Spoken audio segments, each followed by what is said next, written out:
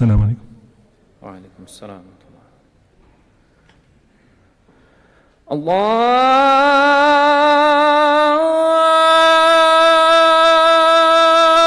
أكبر، الله أكبر، الله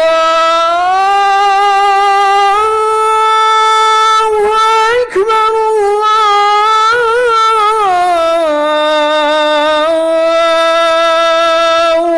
أكبر.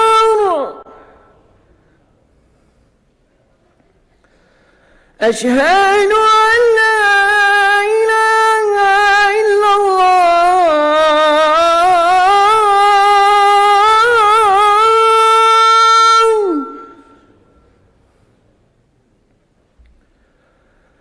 أشهد أن لا إله إلا الله.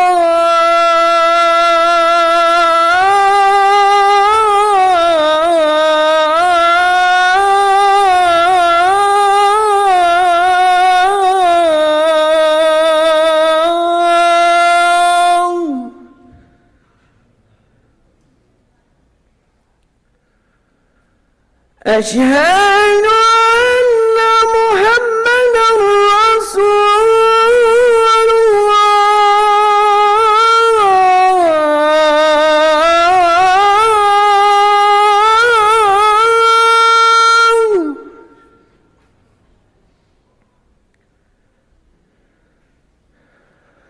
أشهد أن محمدا رسول الله.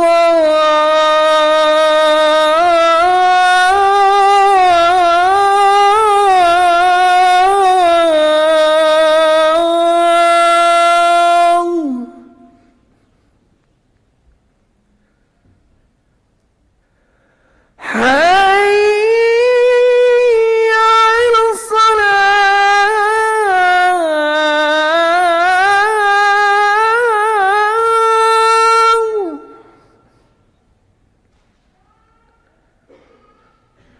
حي على الصلاة.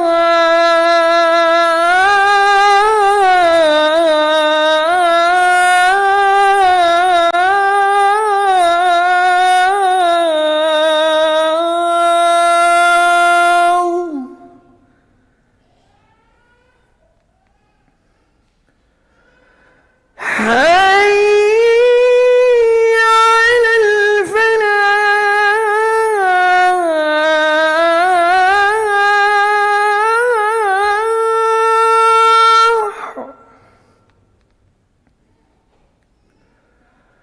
حي على الفلاح.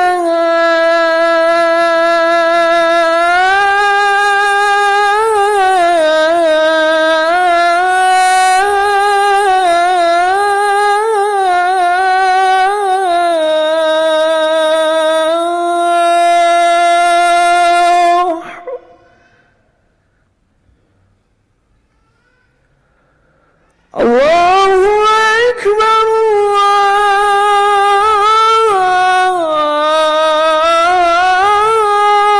الله أكبر. لا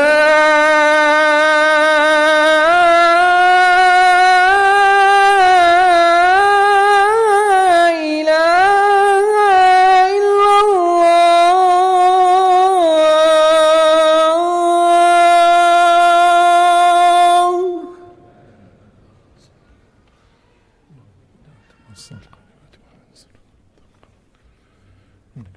الصلاة والسكين وحي ممات الله رب العالمين. أما بعد. إن الحمد لله نحمده ونستعينه ونتوب إليه ونستغفره ونعوذ بالله من شرور أنفسنا ومن سيئات أعمالنا. من يهدي الله فلا مضل له ومن يضلل فلا هادي له، وأشهد أن لا إله إلا الله وحده لا شريك له، وأشهد أن محمدا عبده ورسوله صلى الله عليه وعلى آله وصحبه وسلم تسليما كثيرا. أما بعد. I thought today, inshallah, we'll reflect on a very important theme, which is to show up for the appointments that Allah subhanahu wa ta'ala has set up specifically for consultation when we can be hyper-focused in terms of optimizing our spiritual relationship with Him. I remember reading once from one of the preeminent scholars who falls in the tabaqat, into the category of what are called the tabi'in. So these are people who did not witness the life of the Prophet ﷺ, but they came after him. And so the fragrance of the presence of the Prophet ﷺ has its whiff that still arrives to them, but they have never been an eyewitness to see him or to live with him, to share from him, or to learn with him as a teacher. And his name is Malik ibn Dinar. And he says something which is extremely profound. He says, خرج أهل الدنيا من الدنيا ولم يذوقوا أطيب ما فيها. The people of this life, their time has arrived, and they have left this life. And they have not tasted from its most amazing fruit. They have not tasted from its most amazing fruit. فَقِيلَ لَهُ. Those who were around him when he was teaching this asked him a question. وَمَا هُوَ? So what is this fruit that you are talking about? قَالَ مَعْرِفَةُ اللَّهِ تَعَالَى. The gift of knowing Allah subhanahu wa ta'ala intimately. The same way as we know our spouses, the same way we know the ones we love, the same way we know the ones who are extremely close to us, and the same way that one, when asked the question, do you know about so and so, or do you know about him or about her, or do you know him or her, the sense of confidence that one projects by saying, I know, one is then testifying to be witness that that relationship is something that I have a good command over it. So I can be trusted with my opinion in terms of how I relate to the object that I am describing. And obviously in describing Allah subhanahu wa ta'ala, we are describing the indescribable, but we still can describe a relationship that relates to Him. So how do we optimize this? Because what I love about what Malik ibn Dinar said, خرج أهل الدنيا من الدنيا. It's like we travel, we have a journey through this life, and there are so many competing forces that attempt to command time from our attention. Cognitive forces, things that require us to invest mentally and intellectually in order to be able to grasp them and be with them. They do not reveal themselves easily in our lives. For all of you who are in jobs that are demanding, both in terms of high skill, complex problem solving, and demanding your presence, when you start working on one of these things, you can't do it multitasking. You can't do it by having one eye on the problem and the other eye on something else. So either you bring all of yourself to it, or the solution will not come to you. It's as simple as that. It's sunnah min sunnah al-khalq, in this creation that Allah subhanahu wa ta'ala has put together. The same domain that exists in the way we think life, exists in the way we experience and we taste life spiritually.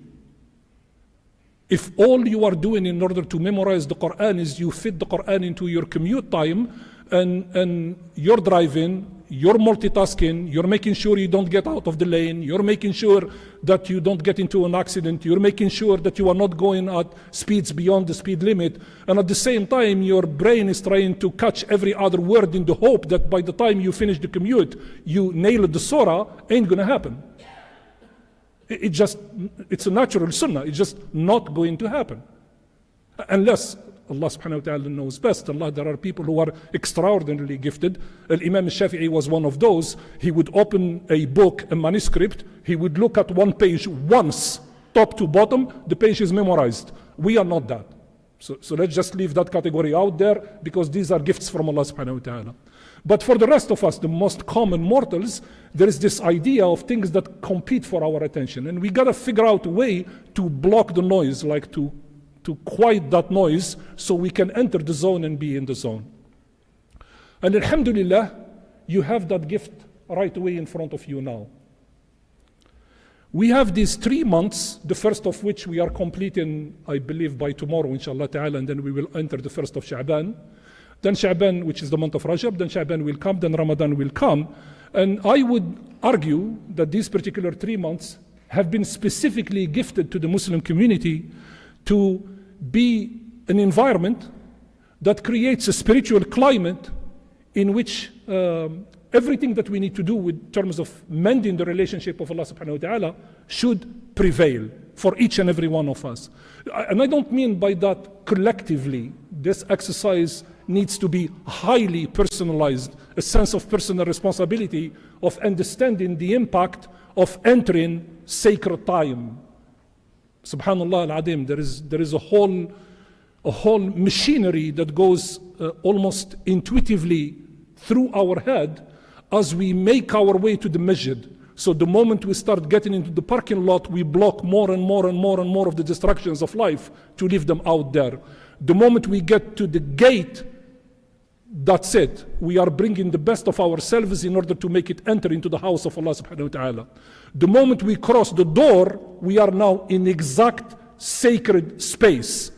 That is an elevated house that cannot be treated like all others. So what we do, we bring to it all of the adab of the masjid. We begin with Tahiyyat al-Masjid, then we bring ourselves to a sense of tranquility, and then we engage with the status of the place in which we are. That's an exercise. It's not like we are running through a checklist and did I complete 1, did I complete 2, did I complete 3. We do it implicitly because it has been ingrained in us as Muslims who have been brought up into this tradition, that that's how we come to the house of Allah subhanahu wa ta'ala. We don't come to the house of Allah subhanahu wa ta'ala much like we go to a bookstore or we go to a library or we go. Why? Because this is sacred space. It's the sacred house of Allah to which we bring a sacred etiquette in order to honor the place that we have entered. I would argue that entering into sacred time is exactly the same idea. When we enter sacred time is exactly the same idea. It's exactly the same notion. So what do we do that makes this sacred time unique, that we have to think about it? One of the ways, however, that we deal with time that is a very powerful and healthy habit is to begin by questioning, renewing, and enriching our spiritual lives daily. Because one of the things, for example, if you are say that there is some big announcement about this thing that OpenAI has put as a seminar to popularize the use of AI for the entire world and whatnot. The seminar is for free. You register, you go, and you can just basically learn and do that. Obviously, when you come in there, you know that that is a time-bound window, so you better come at the beginning of it so you get the whole lecture, you exit when it is time to exit, and you try to give yourself your full attention in order to do that in that particular space. It's the same idea here that we need to do, to help us imbue in their lives a sense of intense worship, to make it a foundation that will last us for these 3 months that Allah subhanahu wa ta'ala has gifted them to us and elevated them in our eyes for none other than our benefit. Hashahu. He doesn't need us to benefit or elevate his rank. So that's not the purpose. So this is purposefully for the community. The status of these 3 sacred months have also, subhanallah al-adim, when Allah does things, it's never by coincidence or by accident that these things happen. In each one of them, there is always a day or a night of power, something that is very, very special that happened into these 3 months. Let me just make an immediate disclaimer so we don't have to get down a rat hole or get to things that are not very constructive in conversation. Of course, there are religious opinions that differ on these matters. I'm not claiming to be the definitive answer or know about that. But generally speaking, amongst Ahlul Sunnah wal Jama'ah, most scholars agree that for these 3 months, all 3 of them have 3 special nights. Obviously, in the month of Rajab, we just passed it. It's the night of Israa Miraj. In the month of Sha'ban is the middle of the night in which Al-Aqdar tuqaddar. And then obviously in the month of Ramadan, it's the night of power in which the Quran was revealed. And it's quite interesting that the way I usually think about these things, for everything that you do, you need a distinguishing characteristic to identify it. Like, what makes a Muslim a Muslim? So if there are thousands of people into a place and you need to pick someone from the crowd because their identity is self-evident to the rest of you. To me, it's al-khuluq. Khuluq al-Muslim is like a seal. When you see it, it immediately causes something that says, I recognize this person as having something about them that is special. And you can immediately see it. We are in the presence of sisters, and it's a mixed crowd. And the Muslim in that crowd, the Muslim male in that crowd, will have his eyes on the ground. And that's not an accident. That happens because that person has been shaped and made into the crucible of al-akhlaq of al-Quran and of the Prophet ﷺ, and as such has emerged to model that particular behavior. So you know, it doesn't get confused on where we are. And it's the same thing in the behavior, it's the same thing into the relationships, it's the same thing into the speech and everything else. So when these 3 nights have been inserted into these 3 months, they are pointers. They are supposed to say, watch this, because this is kind of important. And I will argue, and this is really, there are 2 main points in this khutbah today. That's one of the 2. This is the first point of the 2 that's very important to take away. And I would really argue that the time has come again for us, modern, young Muslims, to renew our relationship with the understanding of al-mu'jiza. I meet a lot of Muslims because I serve many communities who have become a little bit of an interesting breed of Muslims. They have become a little bit too intellectually sharp for their own good. And that's a problem. That's a serious problem. Actually, a very serious problem. So I'm going to spend a few minutes talking about this, which is why it is critically important. Al-i'jaz, lughatan wa istilahan, means something that is technical. Basically, it means that you put out a defiant challenge in order to ensure that you make an argument that is very compelling. So, there is a very bad idea that circulates amongst most common people that the Arabs pre-Islam were imbeciles. They knew nothing.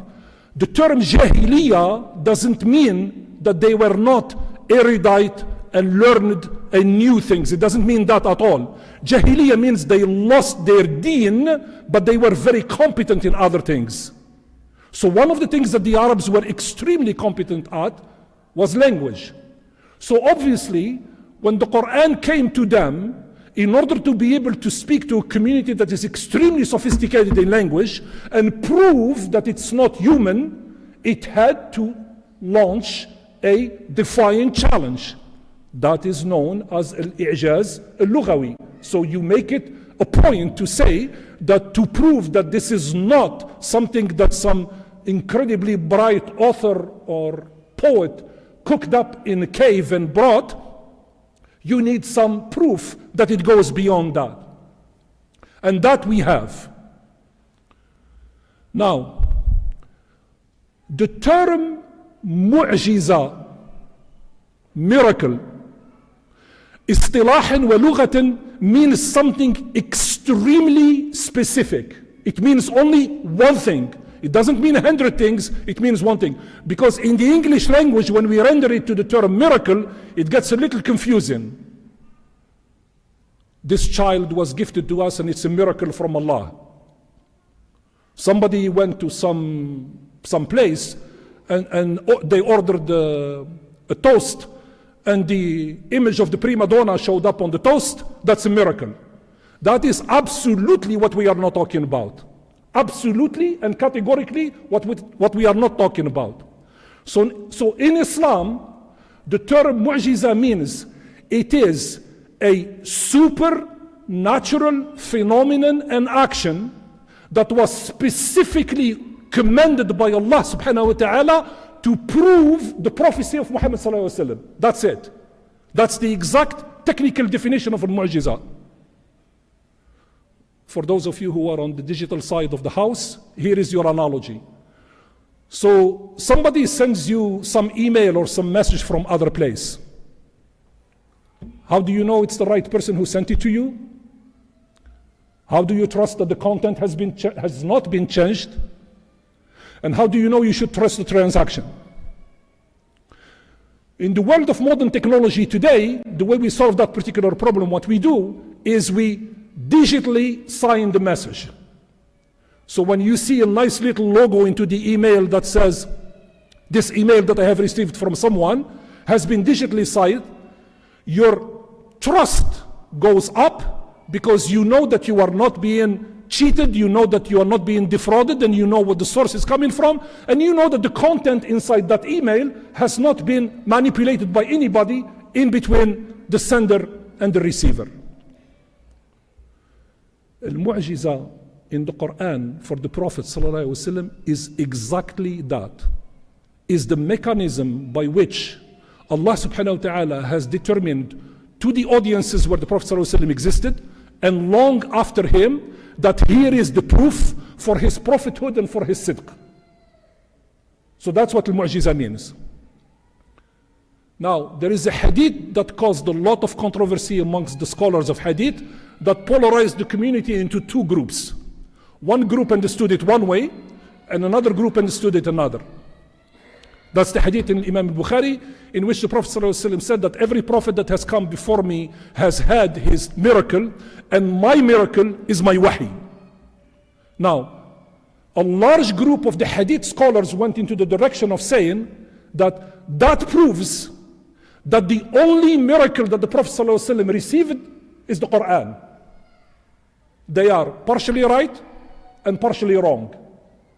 The other community went to the other side by saying that hadith is not exclusive. It doesn't mean the only. It doesn't mean that. It means that one of the greatest miracles is the Quran, but the Prophet ﷺ has been a beneficiary of many other miracles. And of course we know that.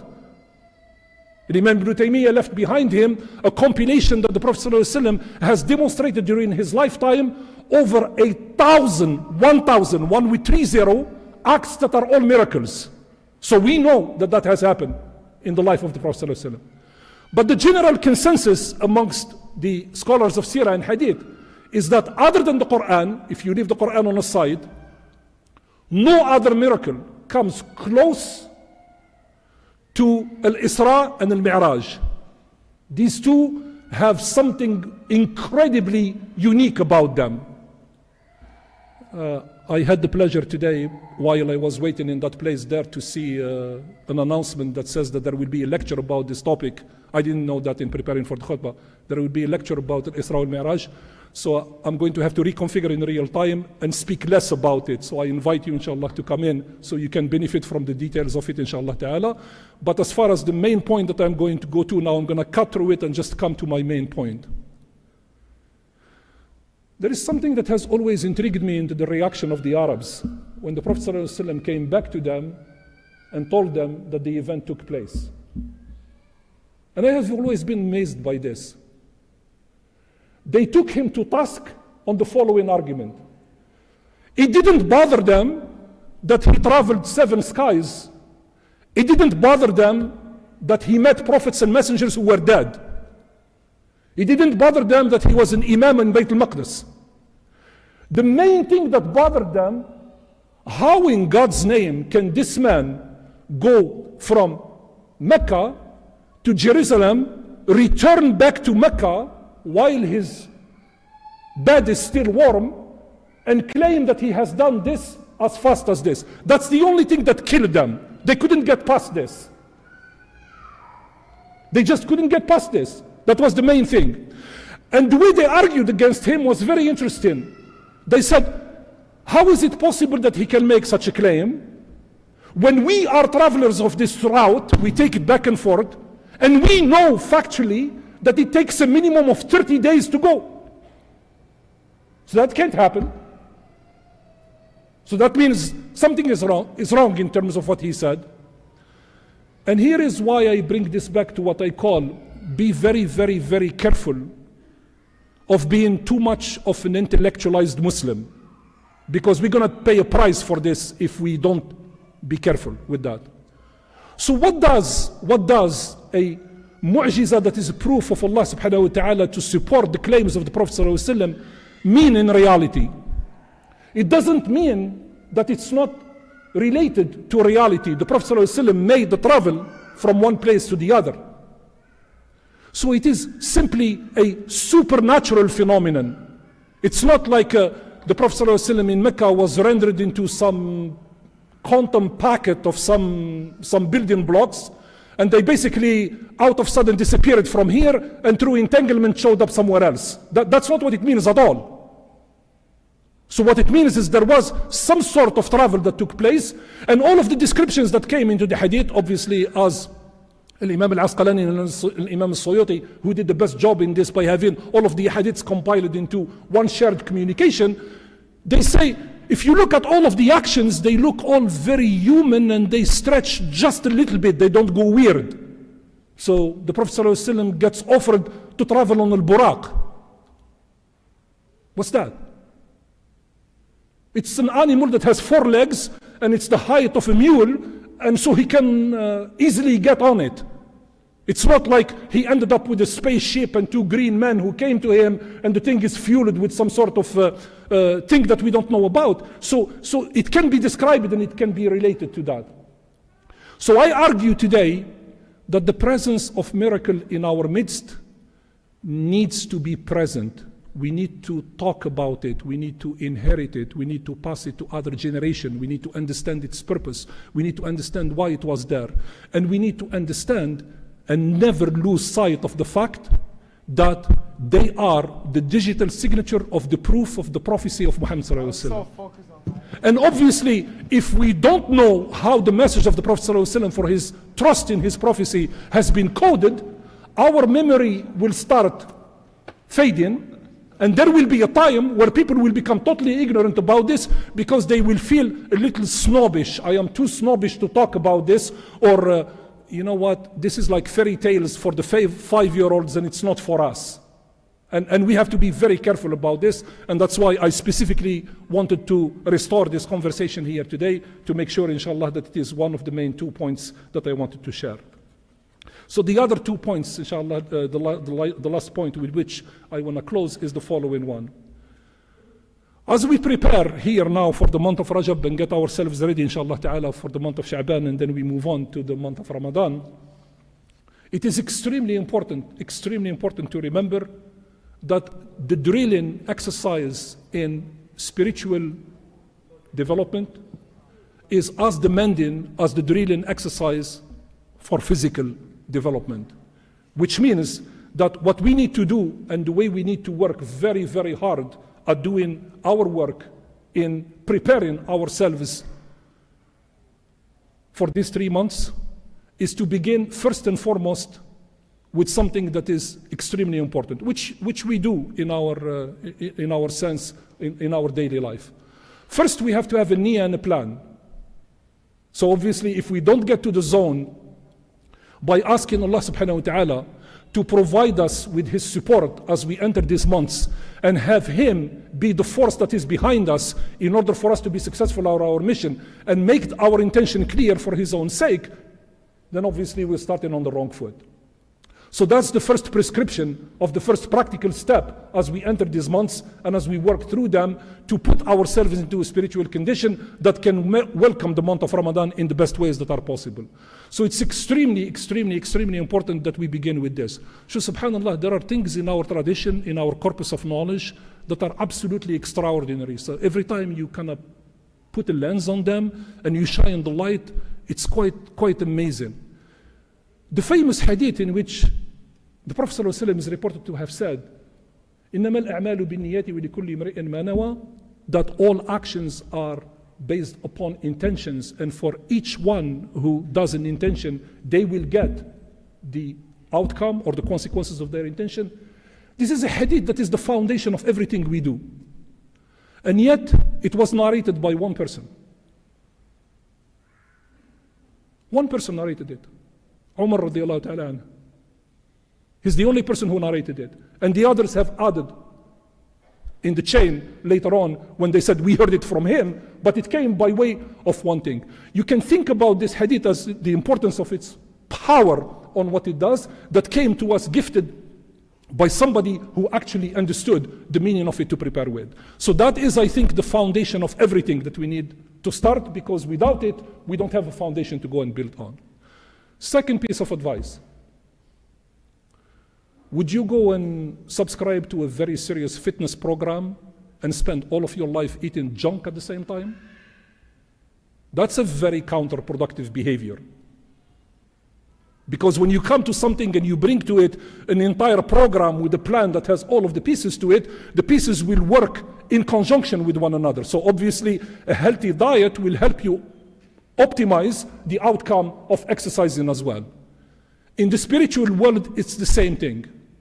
We can't enter these 3 months here and somebody is too busy judging other people and talking about other people. That is absolute nonsense. It doesn't make any sense whatsoever. Because it's like trying to run very fast and you are dragging a boat anchor behind you. That doesn't make any sense. So all of these habits that undermine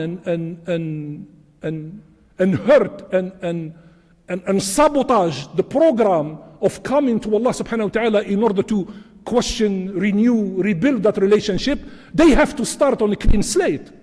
And that clean slate is a personal responsibility. So one has to alter behavior and be in a condition that will optimize that outcome that inshallah ta'ala will be granted to us if we continue to commit to following the sunnah of our Prophet sallallahu alaihi wasallam. So that's the second thing. And the third thing, which is very, very, very important, and that has been taught to me an extremely long time ago. I remember in my youth, I was extremely young, and my teacher, Sidi Abdul Hamid Qassam, Allah yarhamu, was somebody that used to love to take me with him. So one day he says, come, hop in the car, we have to go and visit someone. I didn't know that what he meant is we were going to spend more than one day. But the way we were raised, you don't ask questions, you just hop in the car and you go with the teacher. So I hop in the car and go to this place, and it was just out of nowhere. Land into that place, and out comes this young man who was a farmer, taking care of only his mother. And I remember the way that he welcomed his teacher, who was also his teacher, and the way he brought us into his home. Wallahi al-adim. It's something that gives me goosebumps every time I remember it. This must have been like, I don't know, 50 years ago. It's like the sun opened up on that man on that day.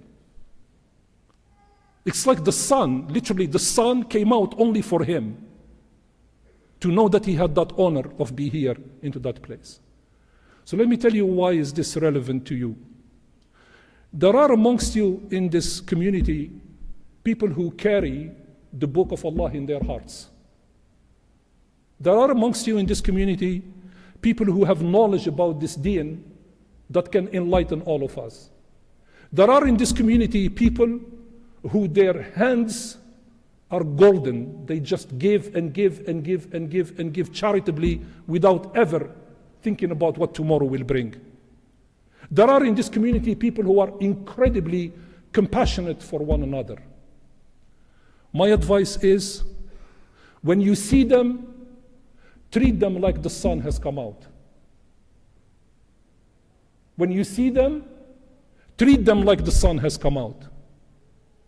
And it will bring us in a whole other place in terms of relationships on how we work with each other and relate to each other. And finally, prevention is the last piece that I will conclude, and that's the final hadith, and with it we will close inshallah the khutbah. And Ma'qil ibn Yasir رضي الله تعالى عنه قال رسول الله صلى الله عليه وسلم: العبادة في الهرج كهجرة إلي. Roughly translated, this is the riwayah of Muslim. The Prophet ﷺ roughly translates, if you translate this hadith, what it means that there will come a time where if your worship in that challenging, difficult time, your worship is equivalent to having migrated to me, to come and join me in Medina. So the scholars have struggled with this term al-haraj. What does that mean? And they have concluded through a number of sources that what it means it's a time where human life becomes cheap and people murder and take it away. When such time comes, when human life becomes cheap, it's not even a currency that you can trade. It becomes so cheap that you can just eliminate it. The Prophet ﷺ says that when such time comes, and people like you today here prioritize their worship and come back to Allah subhanahu wa ta'ala, that act of courage, of nobility, of commitment is equivalent to making a hijrah to the Prophet ﷺ. That's the gift. So you might feel like there's this problem in the world here, and there's this international problem in the world there, and there is this problem in the community here, and so on, and we are in problem land. It's just crushing, mentally, physically, emotionally crushing. And the way we need to feel is, that was the prediction. That's exactly what a prophet is to prophesize about something that is going to happen in the future. So when the Prophet ﷺ prophesied about this, he says, when such time comes and you put your head into the worship, know what you have traded with Allah and what Allah will trade back with you. ألا إن سلعة الله غالية. That's what this second point is about. أقول قولي هذا واستغفر الله لي ولكم فاستغفروه فيفوز المستغفرين.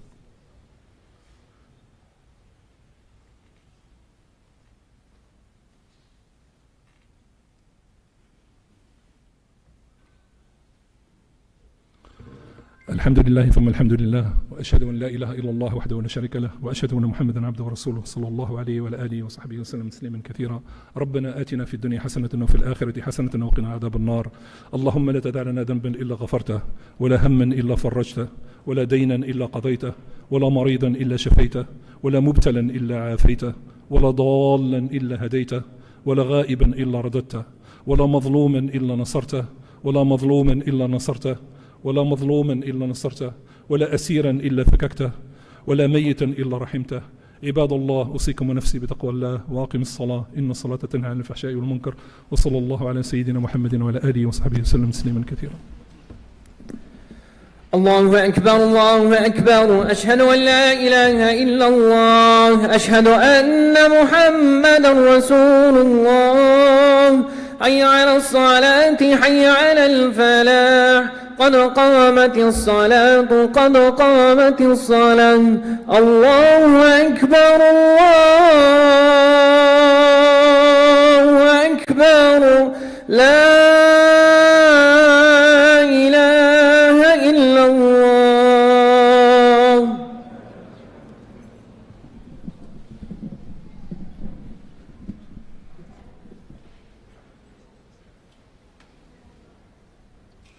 استووا واعتدلوا.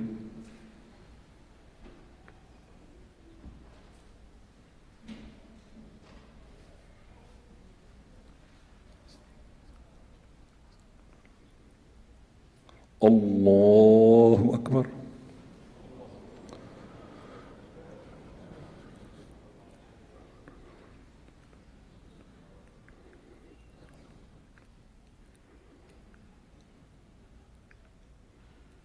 بسم الله الرحمن الرحيم. الحمد لله رب العالمين الرحمن الرحيم مالك يوم الدين. إياك نعبد وإياك نستعين اهدنا الصراط المستقيم صراط الذين أنعمت عليهم غير المغضوب عليهم ولا الضالين.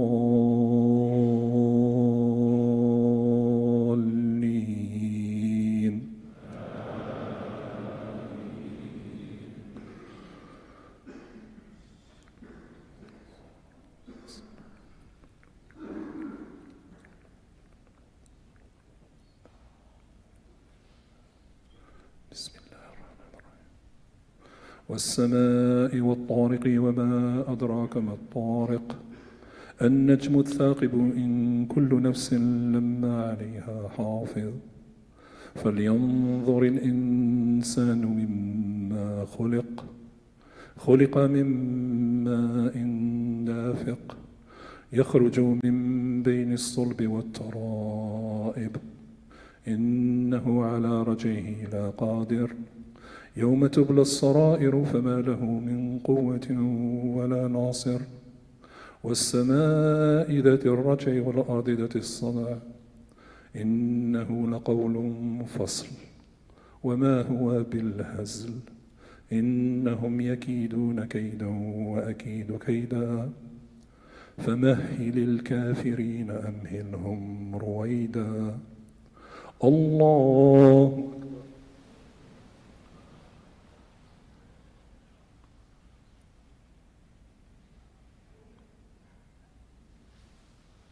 سمع الله لمن حمده. الله أكبر.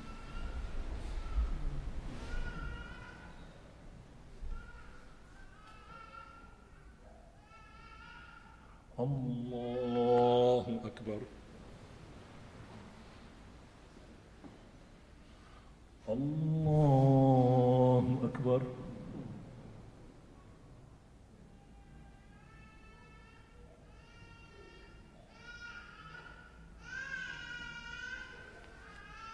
الله أكبر. بسم الله الرحمن الرحيم الحمد لله رب العالمين الرحمن الرحيم مالك يوم الدين إياك نعبد وإياك نستعين اهدنا الصراط المستقيم صراط الذين أنعمت عليهم غير المغضوب عليهم ولا الضالين.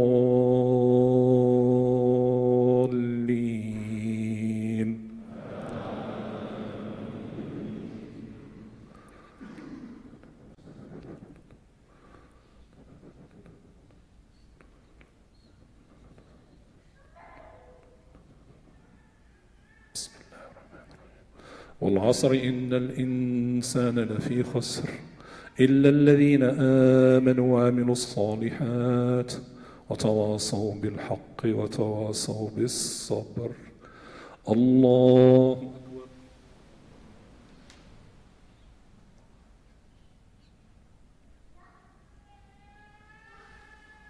سمع الله لمن حمده. الله أكبر.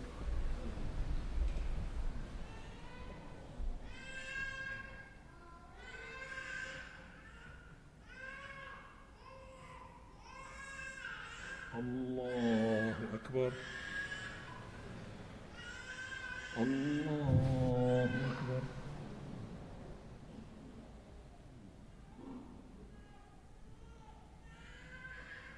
الله أكبر.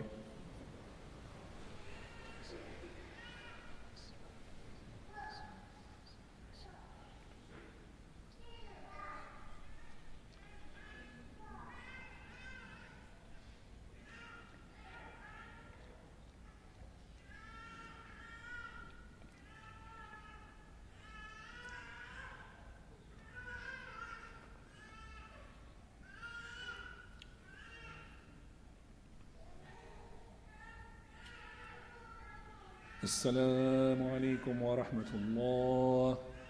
السلام عليكم ورحمة الله.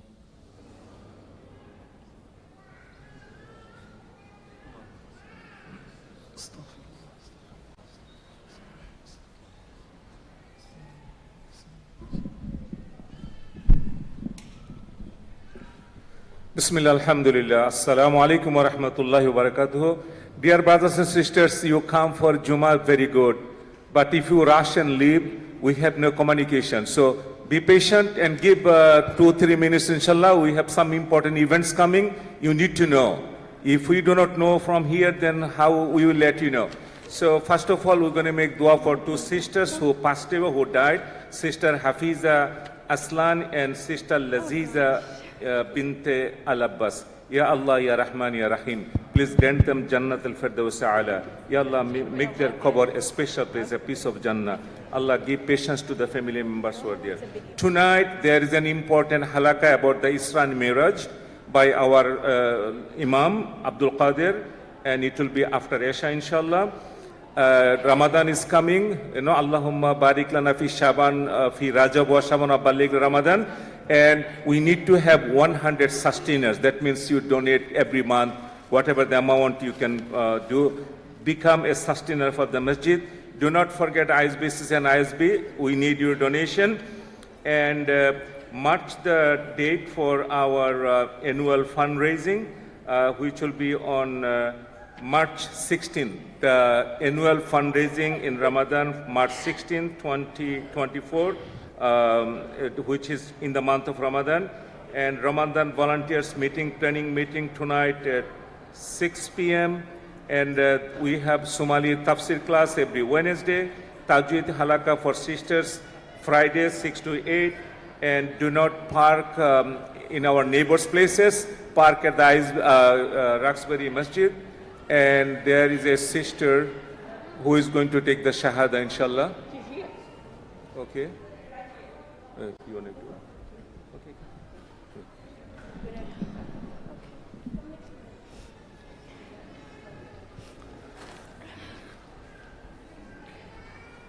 Is it you?